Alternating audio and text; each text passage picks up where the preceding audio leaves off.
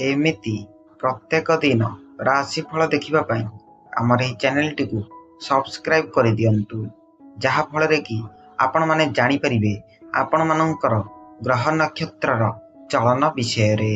नमस्कार प्रिय दर्शक बंधु, आज आमे जानिबा धनु राशिर व्यक्ति मानकर जीवन रे किभली एही सेप्टेम्बर मासरे जीवनटा कटिबाकू जाउअछि एवं आपणक जीवन रे कौन सबू बड़ परिवर्तन आसवाकू जाउअछि।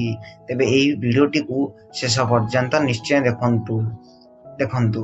प्रथमतः आपणकर पंचम भागरे देवगुरु बृहस्पति विराजमान करिसंती, जहा आपणक पई एक शुभदायक अटे।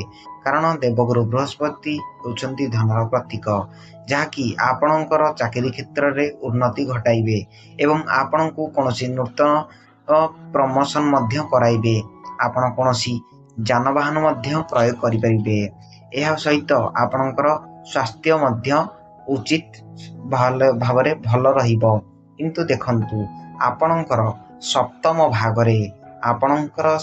भागरे राहु एवं रवि एकत्र थिबारु आपणकू कोनोसी डिप्रेशन जनित समस्या देखिबाकू मिलिबो। जेमिति कि आपण कोनोसी जिनिस को नै अत्यंत चिंता करिवे।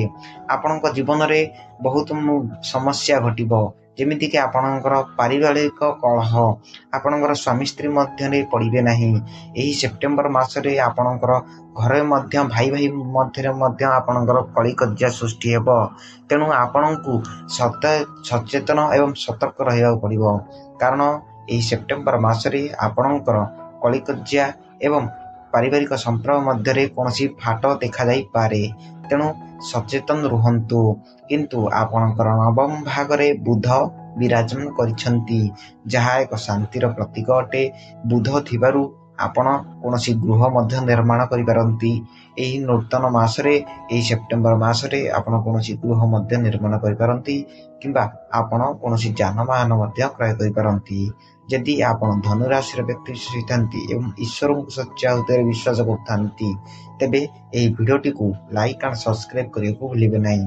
आउ हाँ, आपण यदि धनु राशि व्यक्ति होइथांती तेबे आपणकर मंगल पई प्रत्येक सोमवार दिन आपण जलसाई करंतु बाबा गतिशंक पाखरे, जहा फल कि आपणकर पारिवारिक कलह मध्य दूरे जीवो।